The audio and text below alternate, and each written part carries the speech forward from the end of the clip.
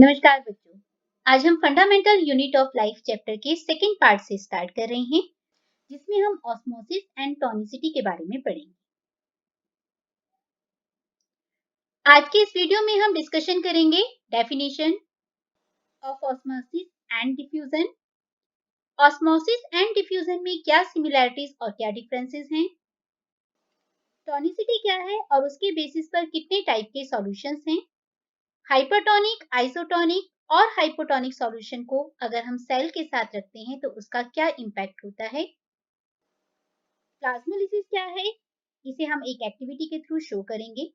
Eight the end of the video we will discuss frequently asked question. So let's start.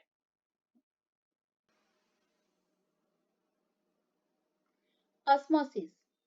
Osmosis process में solvent particles semi permeable membrane को cross कर dilute solution से concentrated solution की तरफ move करते हैं। Simple शब्दों में अगर हम कहें तो अगर हमारा सॉल्वेंट वाटर है तो water is moving from high concentration to low concentration through a semi permeable membrane and this process is called osmosis. Diffusion. Diffusion में भी पार्टिकल्स मूव करते हैं from high concentration to low concentration, लेकिन इसमें किसी semi permeable membrane की जरूरत नहीं होती और सिर्फ सॉल्वेंट पार्टिकल्स की मूवमेंट नहीं, इसमें हर तरह के पार्टिकल्स की मूवमेंट होती है और इसका भी ओवरऑल इफेक्ट होता है to equalise the concentration throughout the medium. Now what are the similarities in osmosis and diffusion? Osmosis and diffusion दोनों ही प्रोसेसेस से कंसंट्रेशन ऑफ सॉल्यूशन दोनों साइड पर इक्वल हो जाती है। ये दोनों ही प्रोसेसेस पैसिव ट्रांसपोर्ट है, मतलब एनर्जी की हमें जरूरत नहीं होती इन प्रोसेसेस के लिए। थर्ड, ऑस्मोसिस एंड डिफ्यूजन दोनों में ही पार्टिकल्स की मूवमेंट होती है from high concentration to low concentration.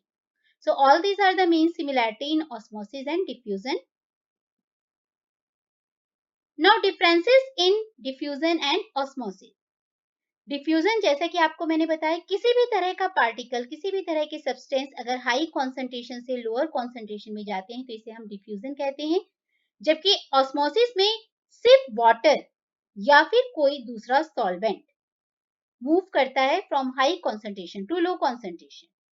Diffusion किसी भी तरह के मीडियम में हो सकती है, लिक्विड, सॉलिड या गैस, जबकि ऑस्मोसिस सिर्फ लिक्विड मीडियम में होती है। डिफ्यूजन के लिए किसी भी तरह के सेमी परमिएबल मेम्ब्रेन की जरूरत नहीं होती, जबकि ऑस्मोसिस सेमी परमिएबल मेम्ब्रेन के थ्रू होता है। डिफ्यूजन के लिए हम हाइड्रोस्टैटिक प्रेशर, टर्गर प्रेशर जैसी टर्म्स को यूज नहीं करते, जबकि ऑस्मोसिस के बारे में जब हम बात करते हैं तो हाइड्रोस्टैटिक प्रेशर, टर्गर प्रेशर, ये सारी टर्म्स को हम इस्तेमाल करते हैं जो कि ऑस्मोसिस को अपोज करती हैं। Diffusion solute potential, pressure potential, water potential, इनमें से किसी भी चीज पर डिपेंड नहीं करता, जबकि ऑस्मोसिस सॉल्यूट पोटेंशियल पर डिपेंड करता है। So all these are the main differences in diffusion and osmosis.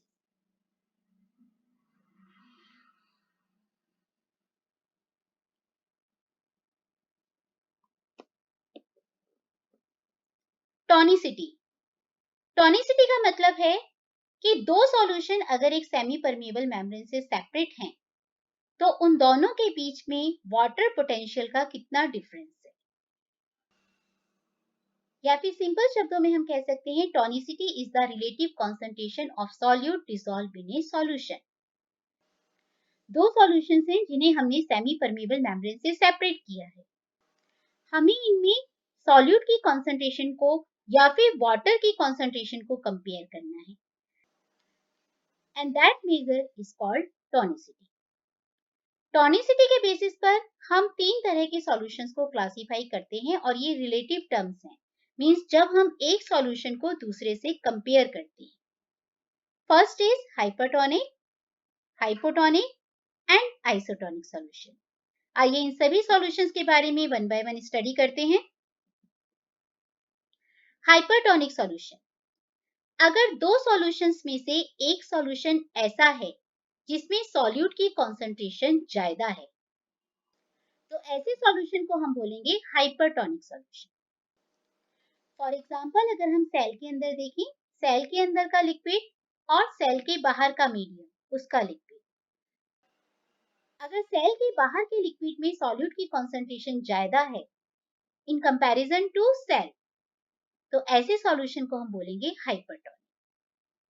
Hypertonic means ऐसा सॉल्यूशन जिसमें सॉल्यूट ज्यादा है। अब अगर हमने किसी भी सेल को हाइपरटोनिक सॉल्यूशन में रख दिया तो क्या होता है? तो जैसा कि आपको ऑस्मोसिस प्रोसेस के बारे में बताया, ऑस्मोसिस का प्रोसेस होगा, that means water will move from high concentration to low concentration.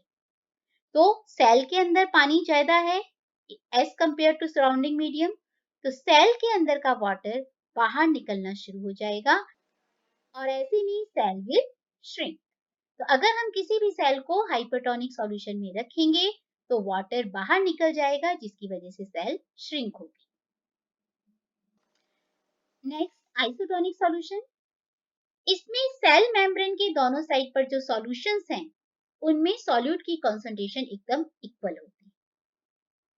Semi permeable membrane के थ्रू जो दो सॉल्यूशंस का सेपरेशन है उन दोनों ही सॉल्यूशन में कंसंट्रेशन ऑफ सॉल्यूट इक्वल होती है। For example in this picture RBC cells हैं, इन्हें हमने एक सराउंडिंग लिक्विड मीडियम में लिया है जिसकी solute concentration exactly equal to the solute concentration inside the cell. ऐसे केस में जितना वाटर सेल के अंदर जाएगा एग्जैक्टली उतना ही बाहर आएगा। दैट मीन्स इस केस में ना तो सेल श्रिंक होगी ना ही स्वेल अप होगी। हाइपोटोनिक सॉल्यूशन, अगर सेमी परमेबल मेम्ब्रेन की दोनों साइड पे जो सॉल्यूशन है उनमें से एक सॉल्यूशन में कॉन्सेंट्रेशन ऑफ सॉल्यूट कम है, less concentration of solute in comparison to the second solution, then it is called hypotonic solution. For example, अगर हम सेल के बारे में बात करें तो ये सेल है, सेल के अंदर का लिक्विड है और ये बाहर का लिक्विड है। बाहर के लिक्विड में सॉल्यूट कम है, सॉल्यूट कम मतलब इसके अंदर पानी ज्यादा है। तो अगर हम सेल्स को हाइपोटोनिक सॉल्यूशन में रखेंगे, ऐसे में due to the process of osmosis water will move from high concentration to low concentration, यानी हाइपोटोनिक सॉल्यूशन से पानी सेल के अंदर चला जाएगा।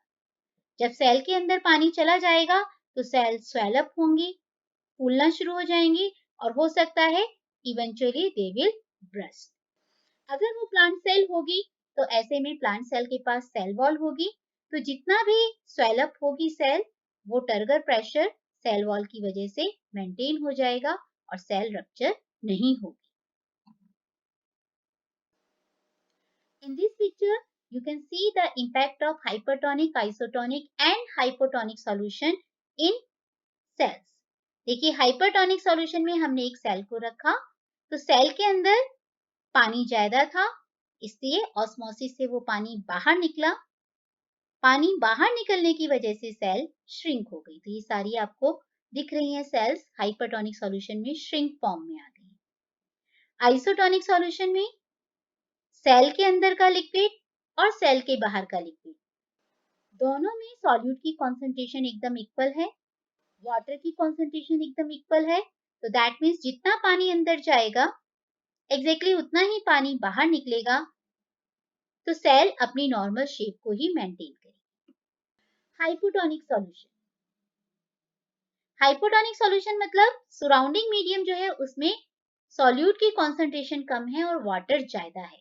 ऐसे में water will move from high concentration to low concentration, यानी बाहर के मीडियम से पानी सेल के अंदर जाएगा by the process of osmosis, cell swell up होगी और ज्यादा स्वेल अप की वजह से ब्रस्ट भी हो जाएगी।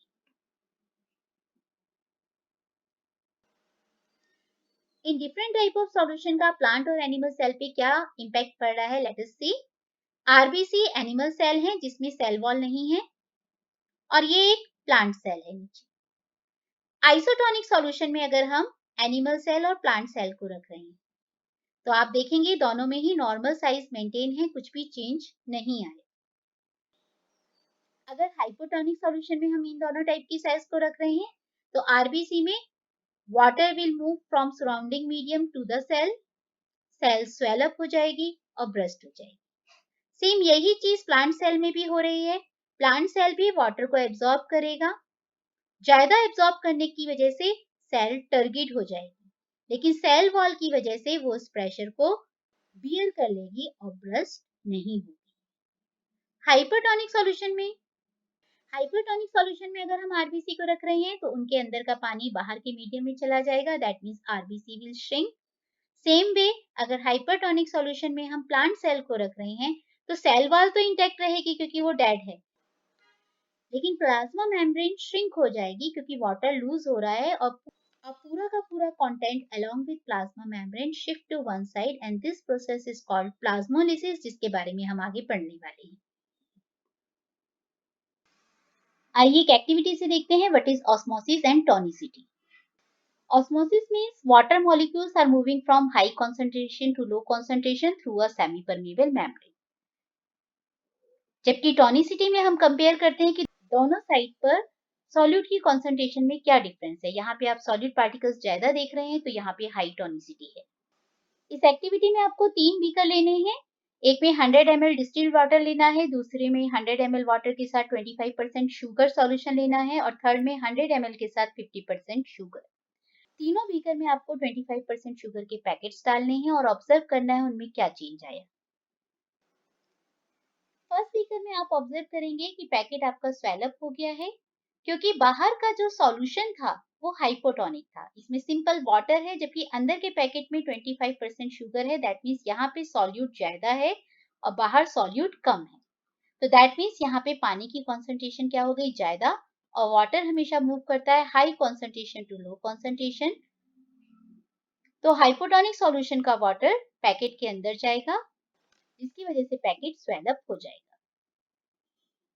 सेकंड केस में आप देखेंगे पैकेट के साइज में कोई चेंज नहीं आया, जितनी सॉल्यूट की कॉन्सेंट्रेशन इस पैकेट के अंदर थी सेम उतनी ही सराउंडिंग मीडियम में थी, वो था 25% शुगर सॉल्यूशन, इसलिए वाटर जितना अंदर जाएगा उतना ही बाहर निकलेगा। That means there will be no remarkable change, that means ये दोनों सॉल्यूशन आइसोटोनिक सॉल्यूशन है relative to each other. Third beaker में आप ऑब्जर्व करेंगे कि पैकेट का साइज श्रिंक हो गया क्योंकि सराउंडिंग मीडियम जो है वो हाइपरटोनिक सॉल्यूशन है। यहाँ पे हमने 50% शुगर लिया है जबकि अंदर हमारे पास 25% शुगर थी पैकेट में, तो इन दैट केस पानी कहाँ ज्यादा है, पैकेट के अंदर, so water will start moving from packet into the surrounding medium, that means packet का साइज श्रिंक हो जाएगा। All these are the examples of hypotonic, isotonic and hypertonic solution. Hypotonic solution में आप किसी भी मटेरियल को रखेंगे तो स्वेल अप हो जाएगा, आइसोटोनिक में नो चेंज और हाइपरटोनिक में there will be shrinking. Let us see through an activity raisins में किस तरह से ऑस्मोसिस प्रोसेस हो रहा है। इस एक्टिविटी में आपको एक ग्लास में 150 ml वाटर लेना है, दूसरी ग्लास में भी उतना ही पानी लेना है, 35 ग्राम ऑफ शुगर को वे करना है और एक ग्लास के पानी में उसे मिक्स कर देना है। रेजिन्स को वे करना है, 5 ग्राम वेट की रेजिन्स लेनी है हमें। सादा पानी में और शुगर वाले वाटर में रेजिन्स को डाल के रखना है for next 24 hours. Sugar solution में रेजिन्स पहले फूली हुई सी दिख रही हैं, आपको स्वेल अप फॉर्म में दिख रही हैं, जबकि 24 घंटे के बाद अगर आप इन्हें देखेंगे तो देयर इज श्रिंकेज। जबकि डिस्टिल्ड वाटर की रेजिन्स पहले सिकुड़ी हुई सी थी और बाद में आप देखेंगे ये स्वेल अप हो गई। अगर आप रेजिन्स का मास कंपेयर करें, पहले 5 ग्राम हमने रेजिन लिया था, शुगर सॉल्यूशन में डली हुई रेजिन्स का मास कम हो गया, 4 हो गया, जबकि डिस्टिल्ड वाटर में रखी हुई रेजिन्स का मास बढ़ के 9 ग्राम हो गया। इसका मतलब ये है कि अगर हम शुगर सॉल्यूशन में रेजिन्स को डाल रहे थे तो रेजिन्स ने वाटर लूज किया by the process of exosmosis, means उनके अंदर का पानी बाहर के सॉल्यूशन में चला गया जिसकी वजह से रेजिन्स का मास कम हुआ। और जब हम नॉर्मल डिस्टिल्ड वाटर में रेजिन्स को रख रहे थे तो रेजिन्स स्वेल अप हो गई, दैट मींस रेजिन्स ने वाटर को एब्जॉर्ब किया by the process of endosmosis और उनका मास बढ़ गया।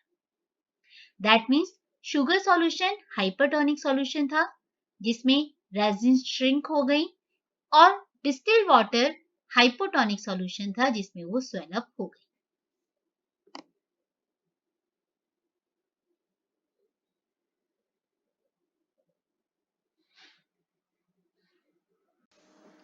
आइए एक और एक्टिविटी से देखते हैं एंडोऑस्मोसिस और एक्सोऑस्मोसिस के प्रोसेस को।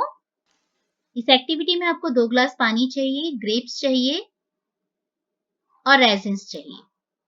शुगर 2 ग्लास पानी लेना है, एक में चीनी डालनी है और एक बिना चीनी के। एक में रेजिन्स को डालना है और एक में ग्रेप्स को। रेजिन्स विदाउट शुगर वाले में थी, उनमें एंडोऑस्मोसिस होगा और रेजिन्स स्वेल अप हो जाएंगी, जबकि ग्रेप्स में एक्सोऑस्मोसिस होगा क्योंकि वो शुगर सॉल्यूशन में रखा जो हाइपरटोनिक था और ग्रेप्स विल श्रिंक। प्लाज्मोलिसिस, अगर हम किसी प्लांट सेल को हाइपरटोनिक सॉल्यूशन में रखते हैं तो उसकी जो सेल मेम्ब्रेन है, क्योंकि वो फ्लेक्सिबल नेचर की है, वो सेल वॉल से अलग होगी। कुछ ही पॉइंट्स पे वो कनेक्ट रहेंगे जिसे हम प्लाज्मोडेस्माटा कहते हैं। अलग होने के बाद there is shrinking of plasma membrane and its content. क्यों? क्योंकि सेल ने वाटर को लूज कर दिया और इस पूरे प्रोसेस को हम कहते हैं प्लाज्मोलिसिस। तो अगर हम प्लांट सेल को हाइपरटोनिक सॉल्यूशन में रखेंगे, उसका वाटर लूज होगा, उसकी प्लाज्मा मेम्ब्रेन और उसके अंदर का सारा कंटेंट श्रिंक होगा and it moves away from the cell wall and this process is called plasmolysis. ये देखिए कितने स्टेजेस में प्लाज्मोलिसिस हो रहा है। ये हमारी एक नॉर्मल प्लांट सेल है जिसमें बीच में वैक्यूल है और सेल से भरा हुआ है। जब हमने इसे हाइपरटोनिक सॉल्यूशन में रखा तो देखिए सेल वॉल से प्लाज्मा मेम्ब्रेन डिटैच हो रही है और धीरे धीरे श्रिंकिंग हो रही है क्योंकि सेल वाटर को लूज कर रही है। तो सेल वाटर लूज कर रही है, इसका वैक्यूल का साइज भी कंपेयर करेंगे तो छोटा होता जा रहा है due to loss of water. And ultimately there is completely plasmolysed cell जिसमें पूरा वाटर एक्सपेल हो गया है और सेल का जितना भी कंटेंट था वो श्रिंक होके एक साइड पर आ गया और इस प्रोसेस को हमने कहा प्लाज्मोलिसिस। आइए एक एक्टिविटी से देखते हैं प्लाज्मोलिसिस प्रोसेस होता किस तरह से है।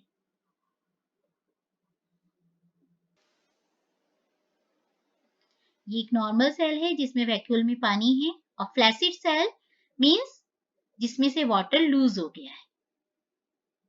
तो ये देखिए श्रिंकिंग हो गई है उसकी प्लाज्मा मेम्ब्रेन की।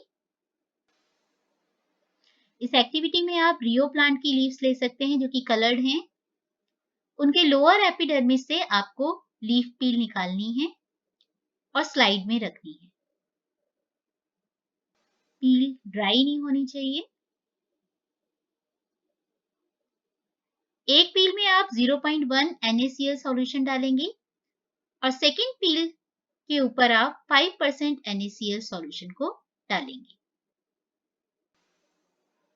मटेरियल को कवर स्लिप से प्रॉपर्ली कवर करेंगे और माइक्रोस्कोप में ऑब्जर्व करेंगे।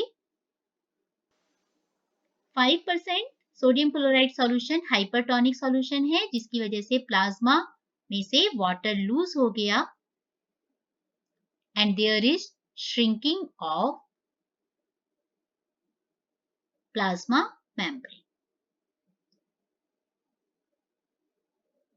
ये देखिए there is gradual shrinking of plasma membrane and its content.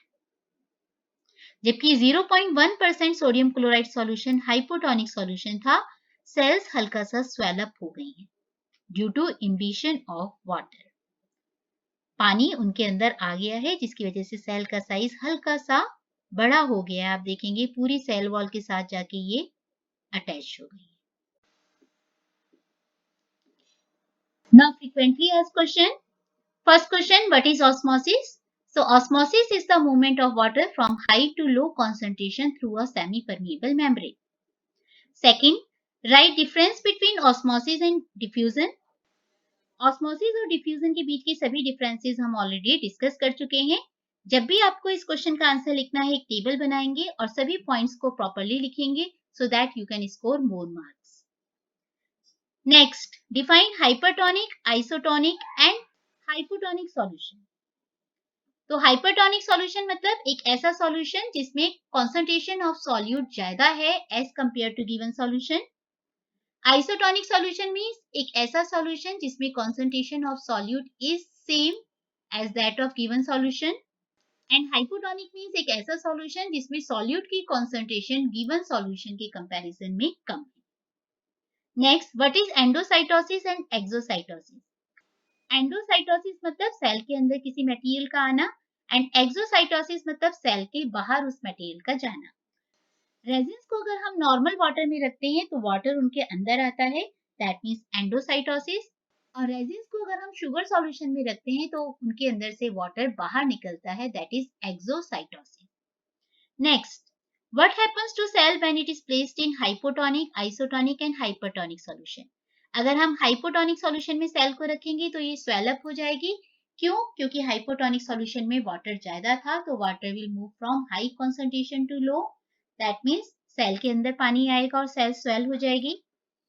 Isotonic solution में अगर सेल को रखेंगे there will be no change in the cell size, क्योंकि दोनों जगह concentration of water and solute same है। हाइपरटोनिक सॉल्यूशन में अगर हम सेल को रखेंगे तो सेल श्रिंक हो जाएगी, क्योंकि सेल के पास ज्यादा वाटर है, so water will move from cell to the outside medium. Last question, what is plasmolysis?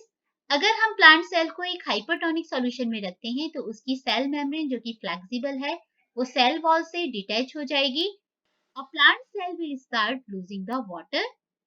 इसकी वजह से पूरा कंटेंट श्रिंक हो जाएगा और एक कॉर्नर पर कलेक्ट हो जाएगा और इस प्रोसेस को हम कहेंगे प्लाज्मोलिसिस। आज की वीडियो में इतना ही। इससे अगले वीडियो में हम सेल डिवीजन के बारे में डिस्कशन करेंगे। आपको ये वीडियो अच्छा लगा हो तो इसे लाइक करें, सब्सक्राइब करें एंड शेयर करें। Thank you.